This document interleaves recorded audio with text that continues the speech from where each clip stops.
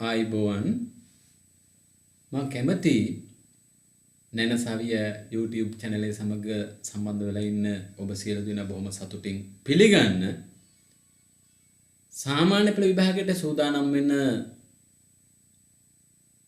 දරුවන්ගේ සිංහල සාහිත්‍ය ප්‍රශ්න පත්‍රයේ අනිවාර්ය ප්‍රශ්නයක් වන සාරාංශය ඒ වගේම උසස් පෙළ කලා විෂය ධාරාව යටතේ සිංහල විෂය හදාරන දරුවන්ගේ සිංහල ප්‍රශ්න පත්‍රයේ අනිවාර්ය ප්‍රශ්නයක් වන ඒ වගේම ලංකාවේ බොහෝ තරග විභාගවල ප්‍රශ්න පත්‍රයේ අනිවාර්ය ප්‍රශ්නයක් වන සාරාංශය ලිවීම පිළිබඳව ඔබ සමග සාකච්ඡා කරන්නට.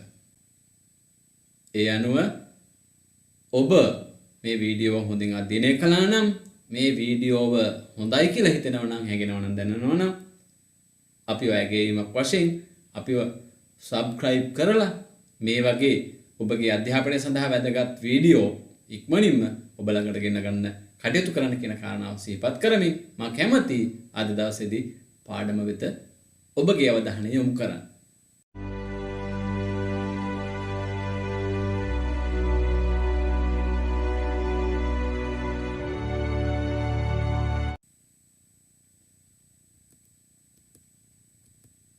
හොඳයි අපි ඉස්සෙල්ලාම බලමු අපි සාරාංශය ලියනවා කියලා මොකද්ද මේ කරන්න කියන කාරණා පිළිබඳව අවබෝධයක් ලබා ගන්න.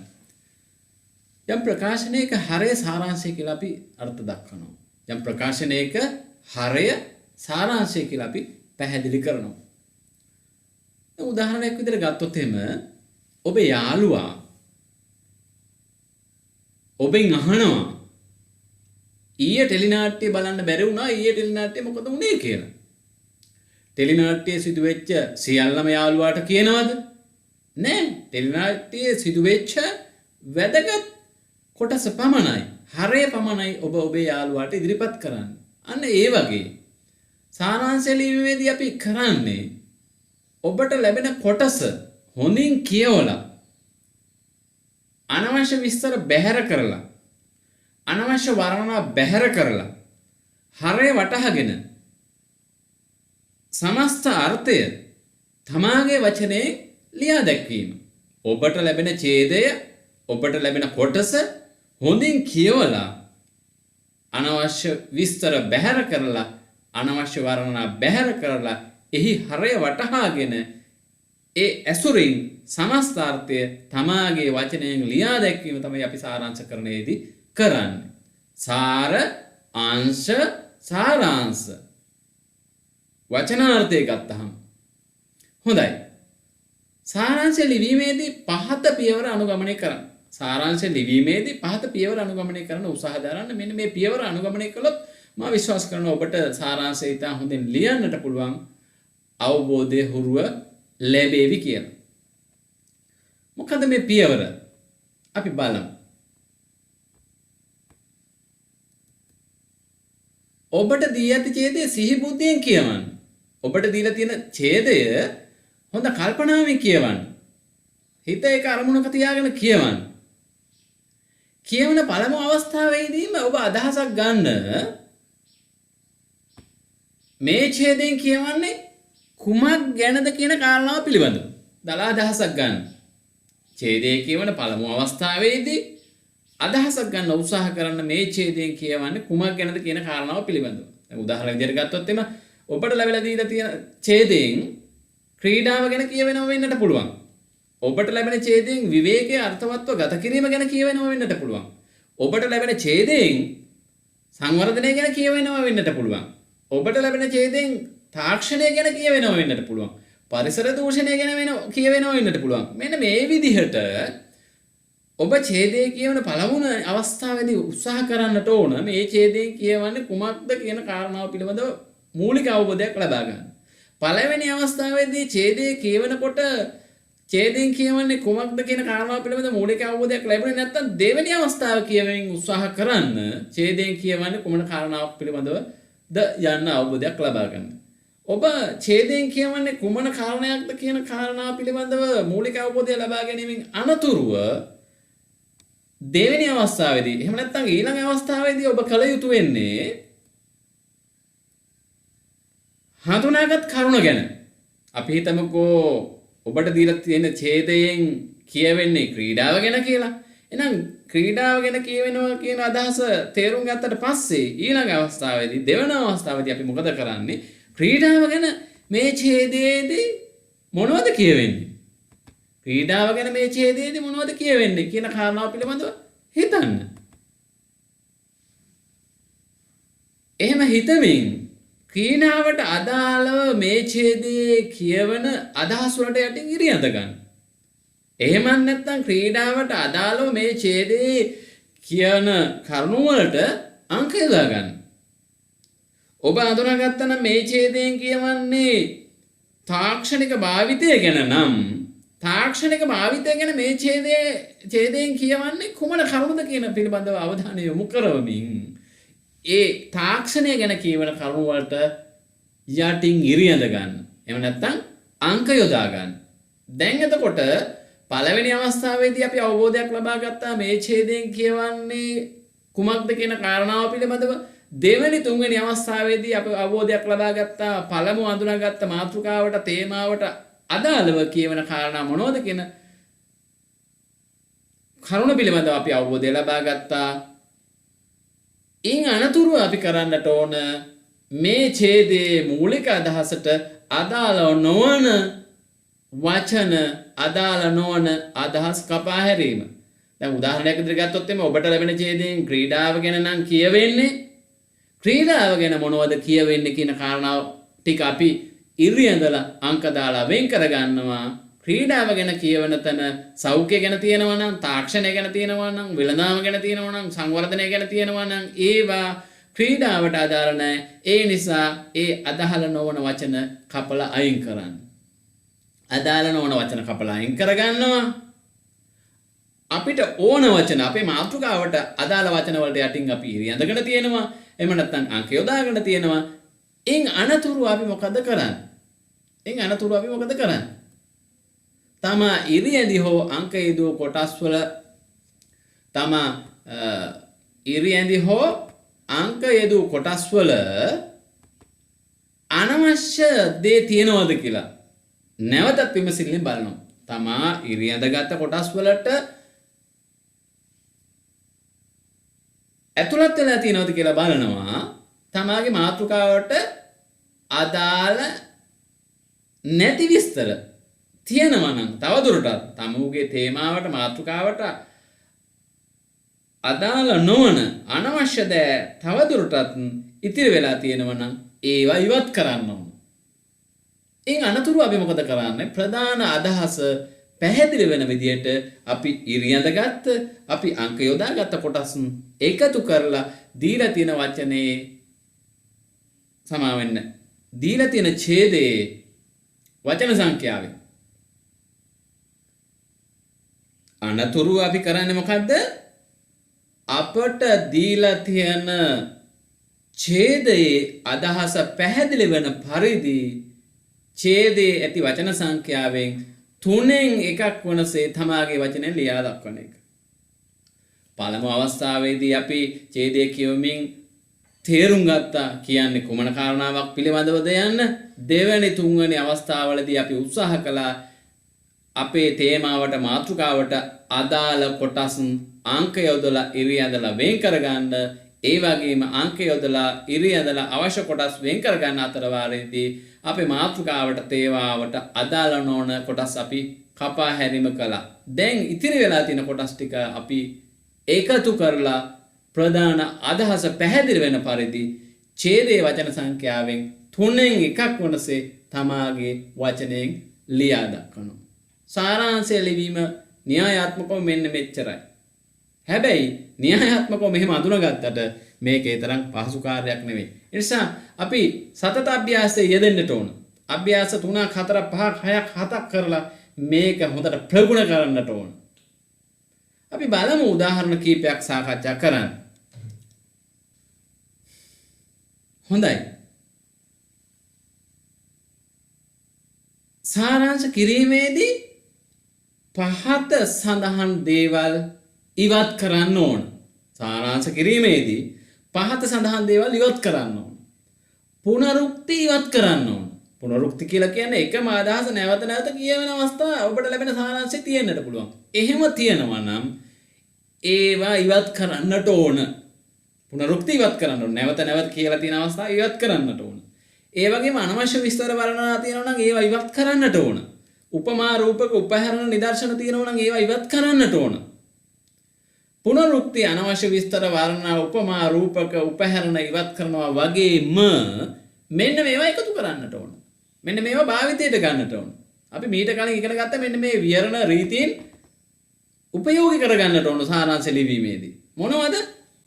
සංදි, සමාස, තද්දිත, කෘදාන්ත, චත්‍රපද මෙන්න මේ සියල්ල යොදා ගන්නට පුළුවන් ඔබ ලියන සාරාංශය අර්ථවත් කරගන්නට, ඔබ ලියන සාරාංශය හොඳින් ලියන්නට, ඔබ ලියන සාරාංශයේ නියමිත වචන සංඛ්‍යාවට සීමා කරගන්නට භාෂා උපක්‍රම විදියට මෙන්න මේ සංදි, සමාස, තද්දිත, කෘදාන්ත, චත්‍රපද භාවිතයට ගන්නට පුළුවන්. හොඳයි. පුනරුක්ති ඉවත් කරමින්, අනවශ්‍ය විස්තර වර්ණනා ඉවත් කරමින්, උපමා රූපක ඉවත් කරමින්, සංදි, සමාස, තද්දිත, කෘදාන්ත, චත්‍රපද එකතු කරමින් සාරාංශකරණය කරන්නේ කොහොමද කියන කාරණාව පිළිබඳව අවබෝධයක් ලබා ගන්නට අපි ප්‍රායෝගික අභ්‍යාස කිහිපයකට යොමු වෙමු. මෙන්න ඔබට ලැබෙන පොඩි ඡේදයක්. මෙන්න මේ ඡේදය සාරාංශ කරන්න උත්සාහ කරමු. ඡේදය කියවන පළවෙනි අවස්ථාවේදී මූලික හරය වටහා ගමු. ක්‍රීඩාවක ප්‍රධාන ආරම්භය වන්නේ ජයග්‍රහණය නොවේ. ඔලිම්පික් ක්‍රීඩාවන්ගේ මෙන් සහභාගී වීමයි. අවශ්‍යම දෙය සහභාගී වීම මිස ජයග්‍රහණය නොව. සහභාගී වී යුක්තියට අනුකූලව තරඟ කිරීමයි. තරගයට සහභාගී වන සෑම ක්‍රීඩකයෙකුටම ත්‍යාග හිමි නොවනු ඇත. ඡේදය කියන පළවෙනි අවස්ථාවේදී අපි අදහසක් ගන්නවා මේ ඡේදයෙන් කියවන්නේ ක්‍රීඩාව ගැන. මේ ඡේදයෙන් කියවන්නේ ක්‍රීඩාව ගැන කියන මූලික අදහසක් ගන්නවා. පළවෙනි වටේදී. එහෙම නැත්නම් දෙවෙනි වටේදී. ඉන් අනතුරුව මේ ඡේදයෙන් කියවන්නේ ක්‍රීඩාව ගැන මොකක්ද? මේ ඡේදයෙන් ක්‍රීඩාව ගැන කියවන්නේ මොකක්ද? ක්‍රීඩාවේ අරමුණ ජයග්‍රහණයම නෙවෙයි. නිසි ලෙස සහභාගී වීම. එහෙමනම් මෙන්න මේ අදහස් ටික, මෙන්න මේ සංකල්ප ටික අපි සාරාංශ කරලා මෙන්න මේ විදිහට ලියනවා. කොහොමද? ක්‍රීඩාවකදී ජය ලබන්නේ 14ක් බැවින් එහි අරමුණ වන්නේ නිසි ලෙස සහභාගී වීමයි. එහෙම නැත්නම් ක්‍රීඩාවකදී ජය ලබන්නේ 14ක් බැවින් එහි අරමුණ වන්නේ නිසි සහභාගීත්වයයි. එතකොට බලන්න පළවෙනි ඡේදයේ මුලින් දිවුල තියෙන ඡේදයේ අදහස් සියල්ලම සාරාංශය තුල අන්තර්ගත වෙනවා. ක්‍රීඩාවක අරමුණ ගැන කියවෙනවා. සහභාගී වෙන්නට ඕන කොහොමද කියලා කියවෙනවා.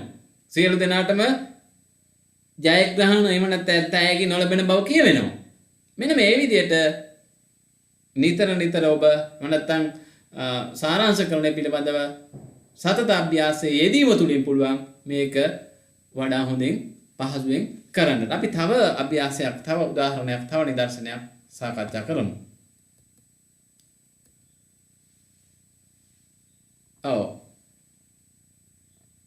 ඡේදයේ කියවලා මූලික අදහසක් ගමු. ඡේදයෙන් මොකක් ගැනද කියවන්නේ කියන කාරණාව පිළිබඳව.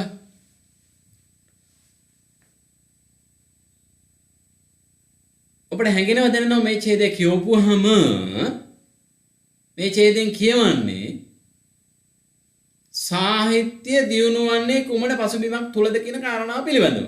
සාහිත්‍ය දියුණු වීමට අවශ්‍ය පසුබිම ගැන කියවන්නේ මේ. සාහිත්‍ය ගැන කියවන්නේ මේ. සාහිත්‍ය දියුණු වලට අවශ්‍ය පසුබිම ගැන කියවන්නේ මේ. ඒ අනුව මේ ඡේදයේ සාහිත්‍ය ගැන කියවන මේ ඡේදයේ දැන් ඡේදයේ කියවන පළවෙනි අවස්ථාවේදී අදහසක් ගන්නවා. මේ ඡේදයෙන් කියවන්නේ සාහිත්‍ය ගැන. දෙවෙනි අවස්ථාවේදී අපි අදහසක් ගන්නට ඕන සාහිත්‍ය ගැන මොනවද කියන්නේ?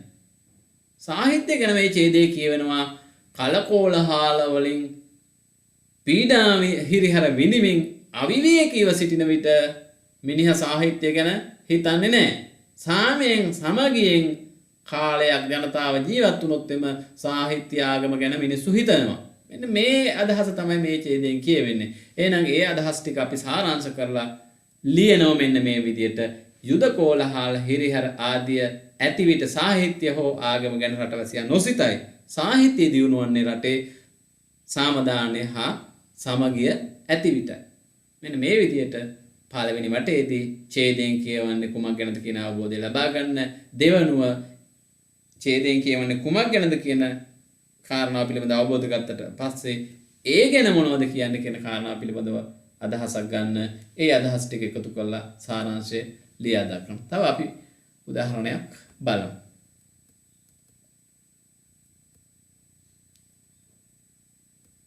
පහුගිය විභාග ප්‍රශ්න පත්‍රයේ තිබුණු ඡේදයක් මේ මා අරන් තියෙන්නේ. පහුගිය විභාග ප්‍රශ්න පත්‍රයේ තිබුණු ඡේදයක් මම මේ අරන් තියෙන්නේ. බලන්න ඡේදය කියවලා. ඡේදේ පළවෙනි වාක්‍යයෙන් කියනවා රටක උන්නතියෙහි පදනම සාක්ෂරතාවයයි. රටක උන්නතියෙහි පදනම සාක්ෂරතාවයයි. අනෙක් කොටස කියවගෙන යනකොට අපිට හැඟෙනවා දැනෙනවා පෙනෙනවා දෙවෙනි කොටසෙන් කියවන්නේ දේශගුණික විපර්යාසයන් පිළිබඳව. දේශගුණික විපර්යාසයන් පිළිබඳව තමයි මේ ඡේදයේ පළවෙනි වාක්‍යය හැර අනෙකුත් මුළු කොටසෙම කියන දේශගුණික විපර්යාසයන් පිළිබඳව. එහෙනම් ඡේදයේ කියවන පළවෙනි අවස්ථාවේදී අපි ගන්නවා අදහසක් දේශගුණික විපර්යාසයන් ගැන තමයි මේ ඡේදයෙන් කියවන්නේ. දෙවෙනි අවස්ථාවේදී අපි බලනවා දේශගුණික විපර්යාස ගැන මොනවද මේ ඡේදයේ කියවෙන්නේ. දේශගුණික විපර්යාස ගැන මේ ඡේදයේ මොනවද කියවෙන්නේ. මේ ඡේදයේ කියවනවා ගෝලීය ප්‍රජාවගේ දැනුවත්භාවය වඩා හොඳින් ඉහළ නැංවීම අවශ්‍යයි. ඒ වගේම ගෝලීය උෂ්ණත්වය ඉහළ යාම මානව ක්‍රියාකාරකම් හේතුවෙන් සිදු වෙනවා. මෙන්න මේ වගේ අදහස් ගණනාවක් දේශගුණික විපර්යාස ගැන කියවෙනවා. දැන් මෙන්න මේ දේශගුණික විපර්යාස කියන අදහස අරගත්තට පස්සේ දේශගුණික විපර්යාස ගැන මොනවද කියවෙන්නේ කියන කාරණාව පිළිබඳව අදහසක් ගත්තට පස්සේ අපි ඒ අදහස් ටික ඔක්කොම එකතු කරලා සාරාංශය ලියන්නට ඕන.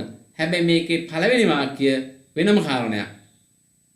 රටක උන්නතියෙහි පදනම සාක්ෂරතාවය. ඒක සාරාංශ කරපු වාක්‍යයක් තියෙන්නේ. ඒ වාක්‍යය අපිට එහෙමම ගන්න වෙනවා සාරාංශයට. ඊන් අනතුරුව දේශගුණික විපර්යාසයන් පිළිබඳව අදහස් සාරාංශ කරලා මෙන්න මේ විදිහට මෙන්න මේ සාරාංශය ලියන්න පුළුවන්. රටක උන්නතියෙහි පදනම සාක්ෂරතාවයයි. දේශගුණික විපර්යාස හා එහි ප්‍රතිවිපාක පිළිබඳව ගෝලීය ජනතාව දැනුවත් කරමින් උචිත ක්‍රියාමාර්ග ගැනීමට ජනතාව පෙළවීම කාලීන අවශ්‍යතාවයකි. ගෝලීය උෂ්ණත්වය ඉහළ යන්නේ මානව ක්‍රියාකාරකම් හේතුවෙනි. මෙන්න මේ ආකාරයට සාරාංශය පිළිබඳව ඔබට අවබෝධයක් ලබා ගන්නට පුළුවන්. හොඳයි. එහෙනම් නැවතත් සමාලෝචනය කළොත් එහෙම සාරාංශය ලියන්නේ කොහොමද? ඔබ පළමුව කරන්නට ඕන ඔබට දීලා තියෙන ඡේදය සාරාංශ ලිවීමේදී ඔබ පළමුව කරන්නට ඕන ඔබට දීලා තියෙන ඡේදය මනා සිහි බුද්ධියෙන් යුතුව පළවෙනි අවස්ථාවේදී කියවෙනවා. පළවෙනි අවස්ථාවේදී කියවන ගමන් කල්පනාවට ගන්නවා, සිහියට ගන්නවා මේ ඡේදයෙන් කියවන්නේ කුමක් ගැනද කියන කාරණාව පිළිබඳව. මේ ඡේදයේ මූලික අදහස කුමක්ද? ක්‍රීඩාව ගැනද, සෞඛ්‍යය ගැනද, විවේකී අර්ථවත්ව ගත කිරීම ගැනද, තාක්ෂණය ගැනද, සංවර්ධනය ගැනද? දෙවෙනි අවස්ථාවේදී නැත්නම් තුන්වෙනි අවස්ථාවේදී ඔබ අඳුනාගත් තේමාව යටතේ මේ ඡේදයේ ඇතුළත් වෙලා තියෙන කරුණු මොනවද? ඒ කරුණු වලට යටින් ඉරියඳ ගන්න, ඒ කරුණු වලට යටින් අංක යොදා ගන්න. තෙවෙනි අවස්ථාවේදී නැත්නම් ඊළඟ අවස්ථාවේදී මේ අඳුනාගත් තේමාවට අදාළ කරුණු වලට අදාළ නොවන අනවශ්‍ය විස්තර මොනවද තියෙන්නේ? ඒවා අපි කපා හරිනවා. ඉන් අනතුරු අපි ඉරියඳගත් එහෙම නැත්නම් අංක යොදාගත් කරුණු ටික එකතු කරලා සමස්ත ඡේදයේ මූලික අර්ථය තමාගේ වචනෙන් දී ඇති වචන සංඛ්‍යාවෙන් 3න් එකක් වනසේ ලියා දක්වනවා. මේදී තවත් වැදගත් කාරණයක් ඔබට සිහිපත් කරන්නට කැමතියි. සාමාන්‍යයෙන් අපිට සාරාංශය ලියන්න දෙන ඡේදයේ තියෙන්නට පුළුවන්, අපිට සාරාංශය ලියන්න දෙන කොටසේ තියෙන්නට පුළුවන් ඡේද 3ක් 4ක් තියෙන්නට පුළුවන්. ඡේද 3ක් 4ක් තිබුණත් අපි ලියන සාරාංශයේ ඔබ ලියන සාරාංශයේ තියෙන්නට ඕන එක ඡේදයයි. ඔබට සාරාංශය ලියන්නට දෙන කොටසේ ඡේද 3ක් 4ක් 5ක් තිබුණත් ඔබ ලියන සාරාංශය තුල තියෙන්නට ඕන එක ඡේදයයි. හොඳයි. එහෙනම් මෙන්න මේ කියන කාරණාව පිළිබඳ අවබෝධය ලබා ගන්න.